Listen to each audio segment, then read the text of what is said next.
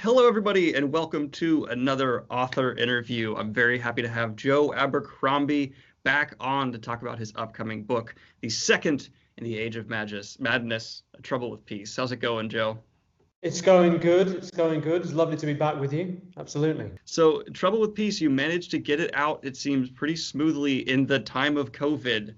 How'd that go? Did you guys have any extra hurdles, or is it pretty smooth? Well, you know, when you see a swan gliding down a river, it looks so smooth and lovely, but the feet they're going madly beneath. And I guess it's been something like that. You know, it's the plan with these books was always to try and write a draft of all three ahead of time. So that we could then publish them on a kind of regular basis and make sure that the first book was as good as it could possibly be, you know, in a view of what the end of the third book was going to be. So the hard work kind of happened 2 or 3 years ago when I was getting that first draft done.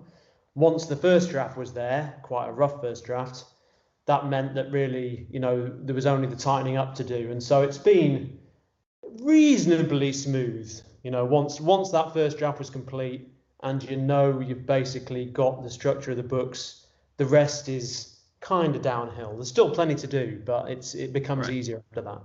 You still have those feet going, but the duck is moving smoothly.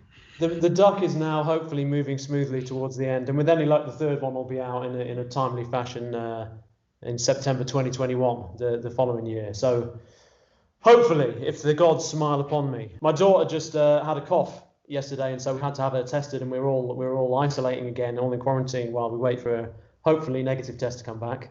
But generally speaking, you know, as a writer, I spend an awful lot of time sitting at home in front of a screen, and that remains the case. I hope your daughter's test comes back negative. I've had to do one of those myself. They're not a ton of fun. No, do you have the kind of the thing down the throat with the cotton swab and all that? She didn't enjoy that.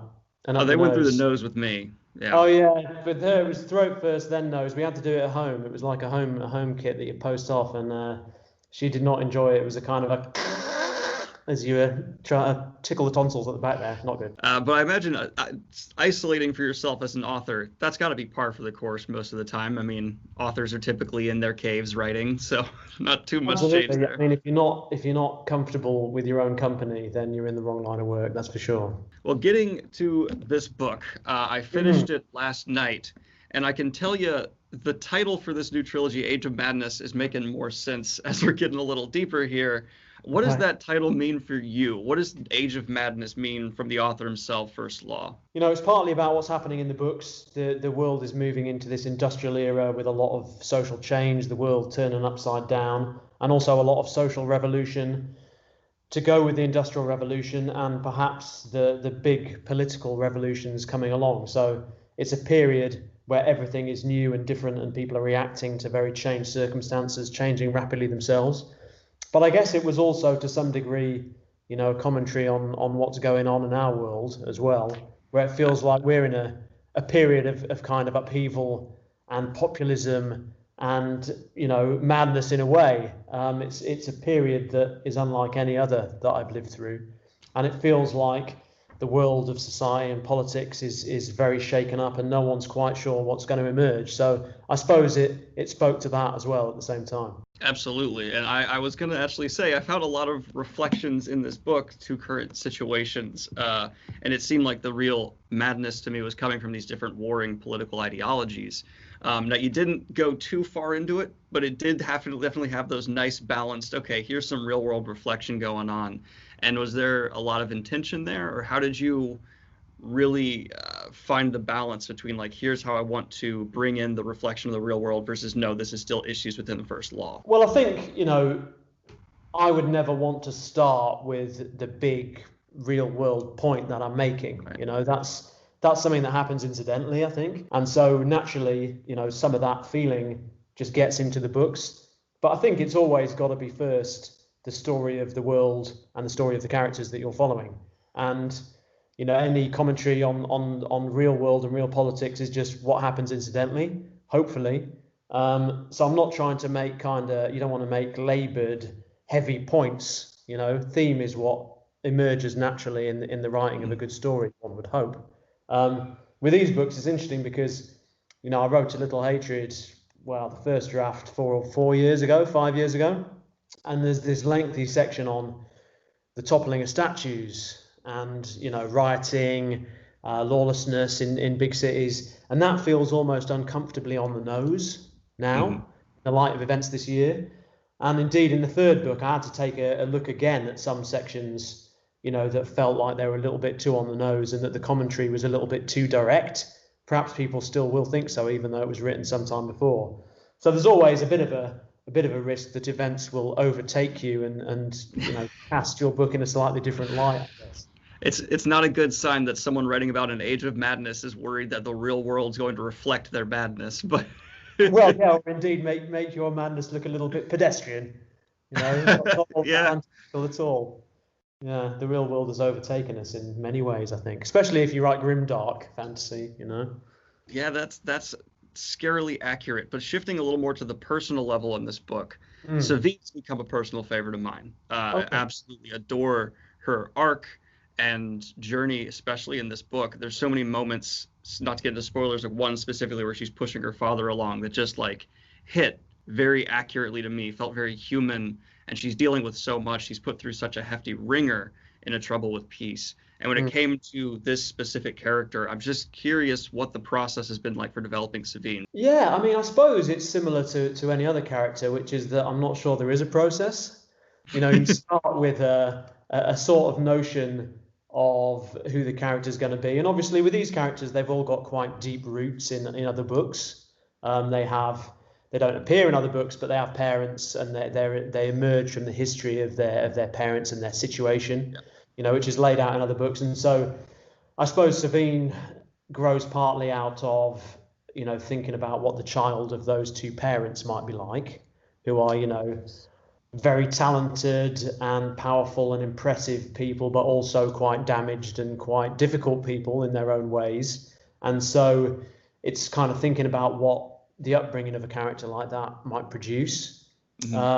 And then thinking about how the world has changed and what her role within that will be. And she, of course, is at the forefront of this new breed of industrialists and inventors and engineers who are recasting the economic and social scene.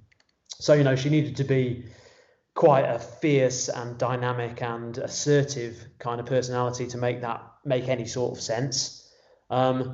And then I suppose once you've got a notion of their role in the story and what their history is, it's really about just writing from their point of view and seeing how the voice and the feel of the character develops. So over time, that's become, you know, more important for me, if you like. The pantsing side of it has become more important than the planning side a bit less. Not that either one is unimportant, they inform each other, but certainly these days, you know, I like to quite quickly start writing a chapter or two from a point of view and feel what it's like in the skin of that character. And ideally, you very quickly start to get a feel for who that person is. Sometimes it takes longer and it's harder to do, but with Savine, when I write the first few scenes from her point of view in Little Hatred, it quite quickly started to click, and her relationship with Zuri, the way they work as a double act, her relationship with her parents, and the way they interact with other characters, then, you know, they start to define quite nicely. And so she was, you know, I suppose she's kind of the definitive voice of this series in a sense.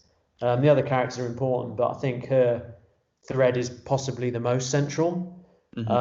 And so she worked well from the start, which is pleasing. And she goes through some big changes in the next book too. So in our previous interview, you said some characters, they just kind of hit the page and you got their voice. It's just like they're a presence, and others you really have to go back and rewrite. Which one did Savine fall more into for you? I think she was relatively straightforward. Funnily enough, there were none of the characters in this book were egregiously difficult. You know, some were challenging, as they always are, but generally they were reasonably straightforward. I guess when they emerge from characters you're familiar with and they have parents you're familiar with and the cultures are now well defined, that certainly helps compared to starting a new book in a new setting with very new people. But it felt as though they flowed quite naturally from what had gone before. Rika and her relationship with Izen, that worked very easily and nicely and kind of had the feel and the humour that I wanted quite quickly. I suppose because that obviously draws on the the kind of northern culture and tone that I find quite natural and easy to slip into. But none of them were too challenging. I suppose, also worked well. Savine worked well. Leo is less of an appealing person in some ways. Yeah. He's quite an unappealing guy. And so that does make it more difficult to write from their point of view sometimes. But again, Yeah. I mean, you'll probably have seen from the way this book ends, his ongoing development changes again quite significantly. So there's different characters kind of, ideally what I'd want is for different characters to sort of come to the fore at different times in the story and to feel like, certain sections are focused more on them and others fade into the background. And it forms a kind of a constantly growing and evolving collage of individual voices. That's the plan. So speaking of Leo, I found him to be an excellent exercise in how jealousy, ambition can blind us, create these critical blind points. Not to get too much into spoilers for this book. And is that something where, you intentionally set like, here are going to be his flaws? Are you more of a discovery writer with the arcs of these characters where it's just, that's where it felt like it was going naturally, or was that a planned out forethought, twirling mustache years ago, I knew this was going to go down kind of situation? Yeah. Well, I don't know if you're familiar with Henry IV, the play, Shakespeare. A guy called Shakespeare, a British guy. I think he could be successful one day.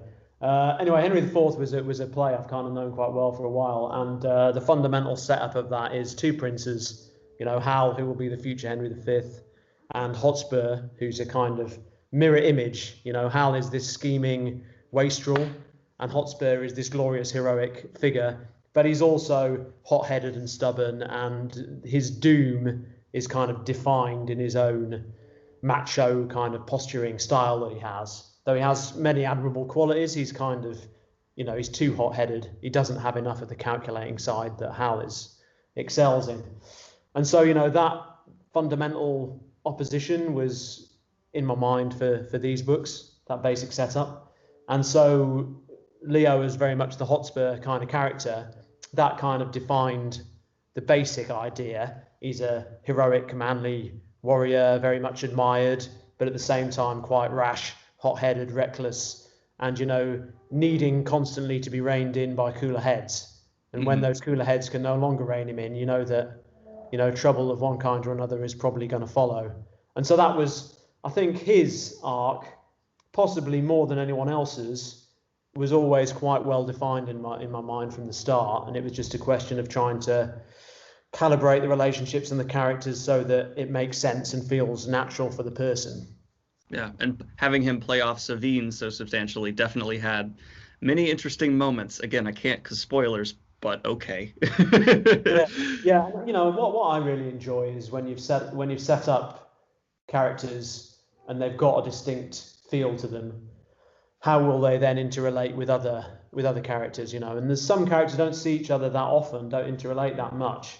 And when you see them come together, it's always a great moment to kind of see, fire and ice interact on the page, and that's the kind of thing that I find fun often. Well, if you don't mind, I have a few questions from Patreons here as they would like to pick your brain as First Law fans. The one thing every group of fan wants to know about an author, this is we need detail here, is what is your writing setup like? Are you sitting down for 6 hours on end with a bowl of peanuts next to you with music going, or are you alone in a dark room over a typewriter Jack Torrance in it? What is your writing process like specifically? Kind of uninteresting. I believe in taking as much of the magical thinking out of writing as possible. Because if you say to yourself, man, if I don't have my lucky belt on, when I write, I'll never produce anything worthwhile. Then when the lucky belt breaks, suddenly you've got an excuse not to make headway. And so I try and treat it as relatively dull work and, sit down in front of it and get some chair time. You don't have to put in hours and hours. I think if you put in 3 or 4 hours a day into a first draft where you're really focused on the project, you can get a lot of words done. And it's hard to maintain that level of concentration for much longer than that, I find. So I try to just work in blocks and get a few words down, but not be too worried if things are going badly on a given day, because hopefully they'll go well on other days. I just try to sit down and make some headway. In fact, is what I do, because I have a sit-down desk. that goes Oh, down. So when I'm drafting, and the Sundance Kid, Butch Cassidy and the Sundance Kid, yeah. he has to shoot a matchbox and he misses, and then when he's moving, he blows it to pieces, and he says, "I'm better when I move." And I feel like it's better when you're standing up, you're standing over the thing, you can walk around and kind of get ideas flowing. I don't really like sitting down. I like sitting down for editing and revising, but when it's drafting new stuff, I like to stand and feel commanding and in control of the space. Or So no something. specific snacks or music, but Joe Abercrombie stands when he creates. Not really. I'm not really not a music guy. I've tried it at times. I mean, for some scenes, there's one scene with a dance, I think, in Last Argument at King's, I think it is. And when I was on honeymoon in Venice, here's a pretentious story. I was on a honeymoon in Venice, and we stopped by a church, and there was a concert happening, and so we just went in, and the sort of thing I never ever do. But there's a string quartet playing, and they played Marin Marais Folle d'Espagne, I believe the piece of music is called, the cellist, and it was fantastic. It was amazing, brilliant. And so I thought, man, that piece of music would suit a dance perfectly. And so I got that piece of music and played that piece of music while I was writing that scene. And it turned out great. But generally, I just work in silence, awkward silence, with the occasional noise of children playing piano or fighting with each other in the background. Great inspiration backdrop No, there. absolutely. Yeah. And so this is the one that's been kind of making me laugh as I look at it. If you would be a named man, what would your name be? What would my name be? The names always take some time to think up. I mean, Forley the Weakest is, of course, closely based on me in reality, because I would be an absolute coward in those circumstances, I'm sure. So maybe Joe the Weakest. I'm not sure. But Bethod, he doesn't have a name, does he? He just sticks with Bethod. That's enough. He doesn't need one. So Okay. maybe it'd just be Joe. But I'm really the Bayaz of that world, aren't I? So that would be more my style. Swoop in at the end for the glory.